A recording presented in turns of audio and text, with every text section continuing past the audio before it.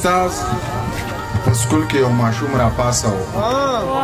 ویلې بچی پلار دې څه کار کوي استاد په سکول کې یو ماشوم را پاسه ویلې بچی پلار دې څه کار کوي ماشوم سړی په غریو نیولي انداز خپلو ملګرو ته چاپېر وکتل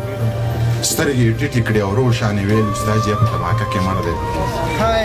یو څو رڼې اوښکې په مخ تېرې شوې دي تکې ځمکې داسې جذب کړې چې لکه چندخه چې میږی راکاږي بیا یې کیسه ورته څه داسې وکړه استاد جي زه چې کله کور ته لاړ شم د دې بستې نه کتابونه لر کم په دې بسته کې د پالشو ډبې زړه کپړه او یو زوړ برش کېدم مور ته مې وایم بیبي ښار ته لاړم مور مې سړی په غریو نیولي انداز وایي بچیه زه الله دې مل شه د دغې ښار د یو سړک په غاړه د دغې ښار د یو سړک په غاړه په یو فوټپات دغه کپړه خوره کم سره د برش او د پالشه کښېنم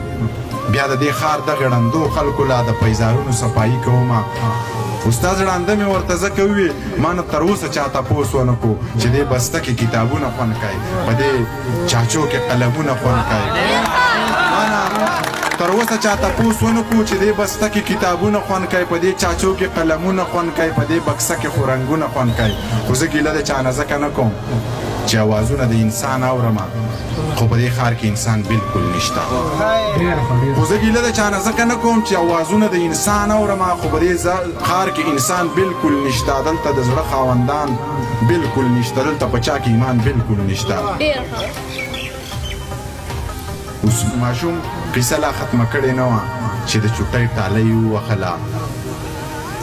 خاموشي ورسره ماته شوله ماشوم په مخ دواړه لاسونه راښکل خپلې اوښکې یې پرې وچې کړلې خو په تلو تلو کې استاد جي ته وې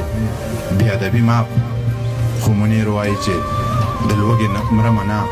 بې ادبي ماپ خو منیر وایي چې د لوږې مړه منه نو سوال د چا نه سله وکړم رزق هغه راکړي